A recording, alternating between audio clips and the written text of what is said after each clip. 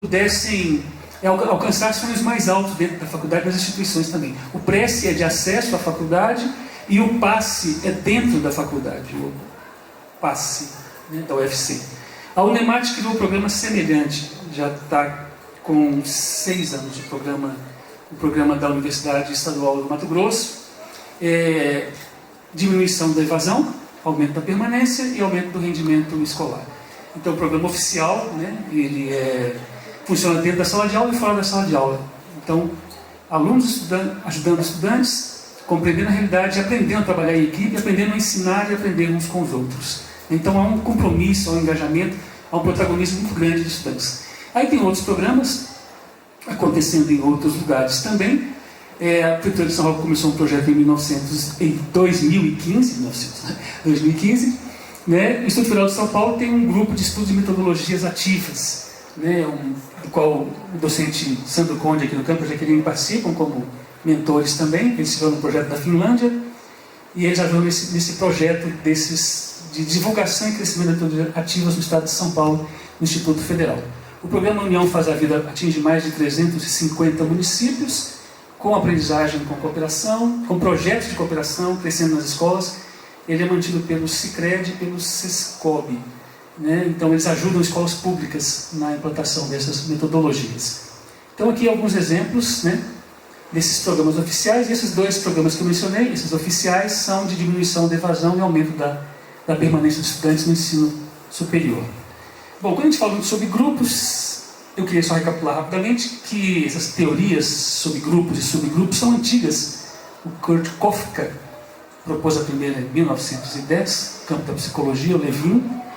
Depois o Morton Deutsch, né? O Loraux propôs, que é na psicologia cognitiva, epistemológica, o Lapassade, Pichon Rivière, os parceiros Calderon e Gouviat, né? Kagan, Green e eu propusemos teorias novas sobre trabalho em grupo a partir do ano 2000. O Green começa um pouco antes, o Kagan em 96. E depois a gente vai publicando também. Eu fui aluno do Green no programa de mestrado na década de 90. Como e em que medida ocorrem as interações nos níveis, nos grupos, diminuindo ou aumentando a qualidade da aprendizagem? Sim, a qualidade da aprendizagem pode ser aumentada e pode ser diminuída dentro de um grupo. Eu posso simplesmente dizer aos alunos: estudem aí, dividam-se em grupo. Né? Eu posso dar a eles a oportunidade de se organizarem, eu posso dar sugestões, eu posso dar um tempo para que eles se preparem. Então, existem caminhos que eu posso potencializar ou diminuir, né, a qualidade do trabalho em equipe deles. Né? Por exemplo, fazer silêncio enquanto os outros falam. Isso é colaborar. Eu estou ajudando meus colegas. Né? Mas fazer junto é diferente. Cooperar, né, no sentido da construção latina da palavra, operário, né, fazer junto, cooperário, eu estou construindo junto, a gente está discutindo, estamos elaborando, estamos debatendo, estamos construindo uma resposta. Né? Trazer material é cooperar, chegar a tempo é colaborar. Então, assim, eu tenho várias formas de estar colaborando e cooperando. Algumas com maior proveito, algumas com menor, mas todas têm a seu alcance. Mas se eu me limito a apenas colaborar, o aumento da aprendizagem não é tão grande como se eu cooperar, no sentido que o Piaget coloca. Então, ele põe de fazer junto, né? Cooperar, fazer junto. Né? Então, os conjuntos são dinâmicos. Eu montei um grupo, tem 4 pessoas, 5 pessoas, 6 estudantes, 3 estudantes, é um pequeno grupo. Uma dupla já é um pequeno grupo. A interdependência entre as pessoas do grupo, ela sempre vai variar. Né? Então, essa interdependência, ela vai ser movida na busca dos objetivos comuns. Vocês se reuniram para quê? Para fazer uma tarefa, para fazer um trabalho, para estudar um assunto, preparar-se para uma prova, para fazer uma tradução, para resolver um exercício. Então, nós nos reunimos com essa finalidade. Né? Então, essa interdependência vai depender dos objetivos ou metas comuns. No caso do cara que trabalha numa empresa, eles foram construir uma máquina. Quem trabalha num banco, atender as pessoas. No hospital, atender um paciente. Então, assim, essa equipe se reúne com uma meta, um objetivo. O dinamismo de um grupo, ele pode ser observado tanto nos grandes grupos, aqui um grande grupo, como em pequenos grupos e subgrupos. O tempo todo a gente vai estar observando esses dinamismos acontecendo. O todo dinâmico é muito claro. Uma mudança no estado de qualquer pessoa, qualquer mudança, provoca uma mudança em outra pessoa. A Júlia chegou, não está muito legal, e ela passou isso para mim, ela alterou o meu estado. Porque eu percebi que a Júlia não está bem. O Roberto chegou, vi que o Roberto estava animado, tal, coisa assim. Aí ele também altera o meu estado. Uma mudança num membro de um grupo altera o grupo. Altera o comportamento do grupo. E altera o processo de aprendizagem. Isso é mais complexo e mais interativo do que a gente pode imaginar. É o tempo todo acontecendo. Né? Então, um estado intrínseco de tensão que se mostra presente em um membro motiva ou cria condições para o movimento em direção à realização ou à não realização nos outros membros da equipe. Né? Para que ela se apresente, tem que haver mais de uma pessoa envolvida. Ora, o tempo todo um está tendo impacto no outro. O tempo todo. Trabalhar em equipe, trabalhar em grupos, trabalhar juntos, encontrar com as pessoas é o tempo todo isso. Lá no trabalho, no ensino médio, ensino fundamental, pós-graduação, o tempo todo estamos interagindo e alterando o estado do outro. Então, o impulso para a realização das metas, ele motiva um comportamento cooperativo, competitivo ou a tentativa de um comportamento neutro. O Morton Deutsch, estudando as teorias do Levin, do Kurt Kafka, né, as teorias sociais, e ele era do campo da psicologia social, ele começa a investigar sobre cooperação, competição e tentativa de neutralidade. Então, a interdependência positiva, ela tende a resultar em interações promotivas e promotoras. Quando eu me relaciono interdependendo de você positivamente, eu vou te ajudar, eu vou contribuir com você, eu vou cooperar com você, e vice-versa. Quando eu estou competindo com você, eles chamam de relações negativas. Então vai haver uma interação de oposição. Então eu vou concorrer com você, eu vou competir com você. As minhas posturas, atitudes, ações vão sempre levar a uma disputa com você. E há uma tentativa de nenhuma interdependência, de neutralidade, uma ausência de interações. Há uma busca, uma tentativa também. Então, esses três estados, em pesquisas educacionais feitas depois por Roger Johnson, David Johnson, eles conseguiram enxergar isso em todas as propostas educacionais. Ou elas vão ter um quê de promover cooperação na aprendizagem, ou algum nível de tensão, competição, ou uma tentativa de cada um aprenda por si, isoladamente uns dos outros.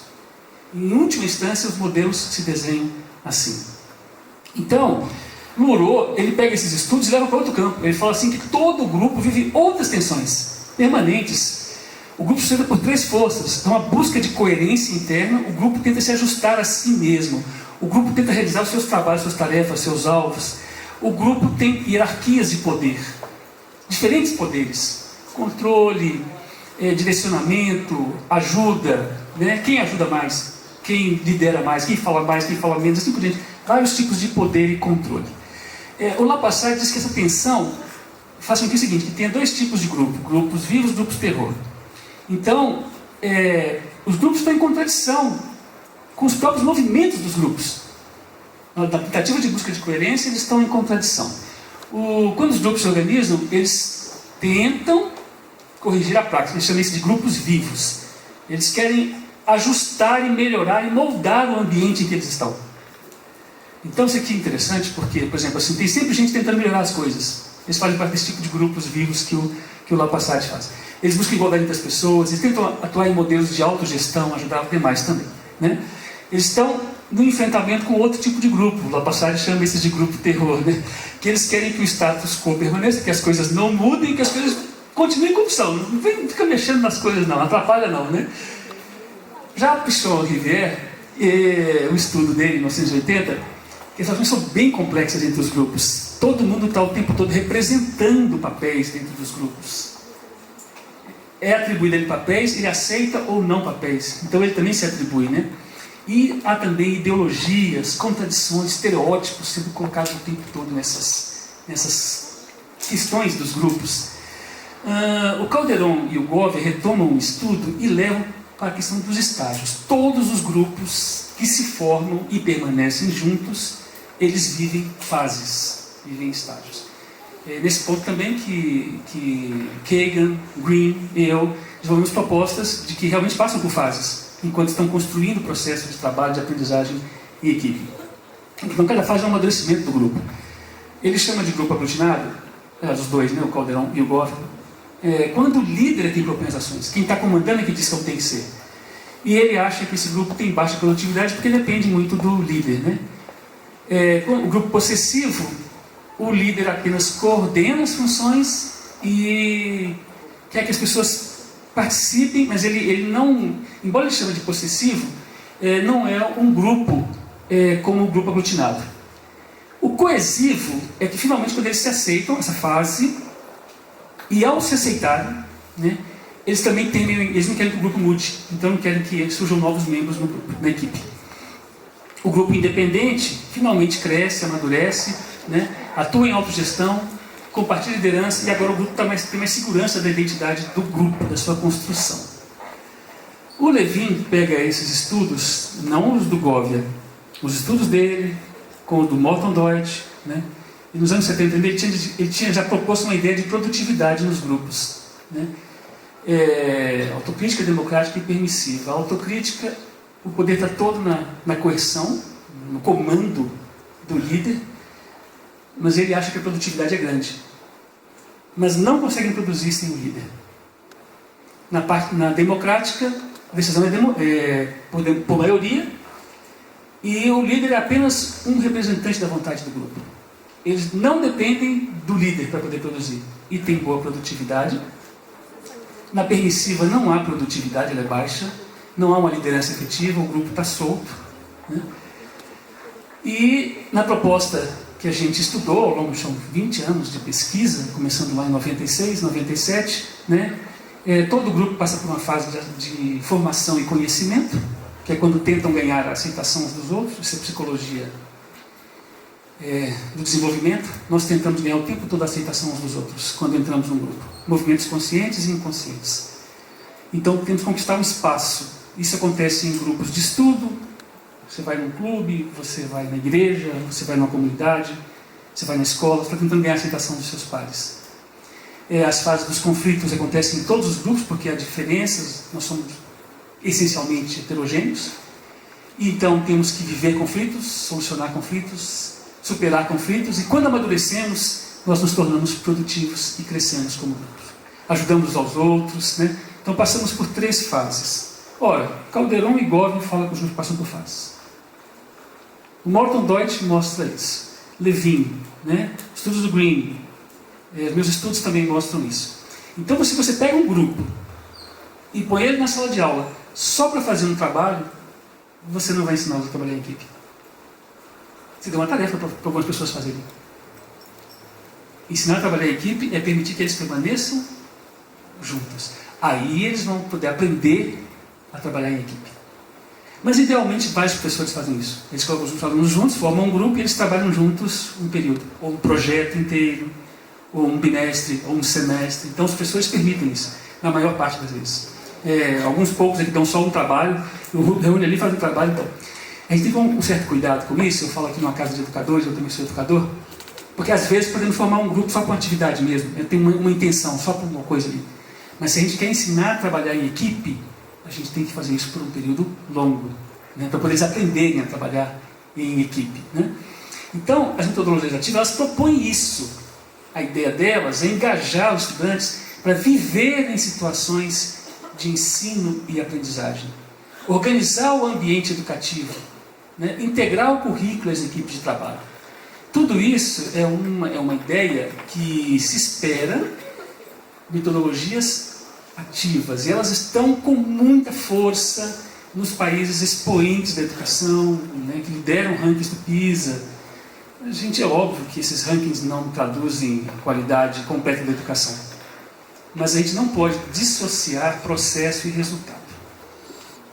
E eu quero enfatizar isso, porque tem estudantes, aqui tem professores, tem educadores que vamos visitar aqui nesse momento dessa palestra. Um grande estudioso da epistemologia, do pensamento, né, da formação da mente, Jean Piaget, escreveu mais de 40 obras sobre isso, né? Ele se mostra o tempo todo preocupado com o processo, como as coisas acontecem enquanto você aprende, enquanto o professor ensina. Então, é muito importante o processo. E há um outro grupo anglo-saxônico representado por Benjamin Bloom. Bloom escreveu sobre como que devem ser as avaliações, né, o domínio afetivo, cognitivo e tal. Então ele é muito preocupado com o resultado. O que o aluno é capaz de apresentar ao final da aprendizagem? Quando você estiver na prova, o que você aprendeu de fato? O que você sabe? Então vejam, uma coisa é o processo, como isso se desenvolve, outra coisa é o resultado. As duas são interdependentes, estão ligadas uma à outra. As duas coisas são importantes. Mas se você só dá foco no resultado, você não dá a devida importância ao processo. Agora, se você dar a devida importância ao processo, você também terá bons resultados. Então não se pode perder de vista o processo. Como as coisas estão acontecendo. Como é que eu estou fazendo isso? Né? Então, construir qualidade é muito mais do que ter uma ideologia, do que ter uma proposta. Qualidade é como você constrói isso, como você constrói relações, como você ensina, como você aprende, como você engaja os estudantes, como você engaja a sua equipe de trabalho, como você engaja os professores. Isso, no médio, no longo prazo, traz muitos resultados para a educação. Então você não tem como não semear um bom processo e colher grandes resultados. Não, você vai colher alguma coisa, né? E talvez até enganosa, né? Bom, então elas visam a aprendizagem com aumento da performance acadêmica, rendimento. Mas você tem todo um trabalho e você não consegue melhorar a aprendizagem dos alunos. Tem alguma coisa errada. Então você está fazendo alguma coisa equivocada. Então o processo bem construído, bem feito, ele vai aumentar, né, isso, né? Ele vai desenvolver habilidades e competências pessoais e profissionais, acadêmico-profissionais. Vai levar conhecimento criativo em respostas, teorias e produtos. E vai desenvolver de uma forma completa o educando, né? Ele vai envolver, isso assim sempre, as metodologias ativas, elas essencialmente envolvem, né, trabalho em equipe. Em duplas, em grupos. Individualmente eles vão ter divisão criativa e igualitária de tarefas. E vai envolver responsabilidade individual, dependerem positivamente uns dos outros, desenvolver habilidades profissionais e sociais, interagirem, valorizando e promovendo os outros, e vão fazer uma coisa que poucos grupos fazem. Chama-se processamento de grupo. Quando o grupo reúne e conversa sobre como as coisas estão acontecendo. Nós estamos aprendendo desse jeito? Nós não estamos fazendo a reunião pelo WhatsApp mais, hein? Eles começam a conversar sobre os processos. Eles começam a falar sobre isso. Olha, a gente precisa organizar isso aqui, vamos redistribuir o trabalho. Então, eles falam sobre o processo. Eles não têm problema em falar sobre o processo. Aí eles entendem que o processo faz parte dessa construção. Então é algo também presente nas metodologias ativas, né? O Piaget lá no passado já tinha falado isso, que trabalhar em grupo, né, dá um sentido de liberdade e responsabilidade, que vem da autonomia livremente estabelecida. Mas também trabalhar em grupo traz benefício intelectual, crítica mútua, aprendizado, discussão, verificação. Então, nós queremos desenvolver autonomia? Pois é nessa atmosfera de cooperação que você desenvolve autonomia. Ele está falando trabalho em grupo, em equipe, na educação. Na educação. Está preconizando isso, né? E cooperação é falta de crescimento, porque eu tenho que cooperar com os outros, nós vivemos socialmente. A gente se situa, submete, mas também fazendo valer também nossas ideias, também encontrando espaço da reciprocidade, da discussão objetiva. Nesse sentido, eu entro agora na pirâmide da aprendizagem, e eu quero ser, da agora a gente vai ser bem veloz na apresentação.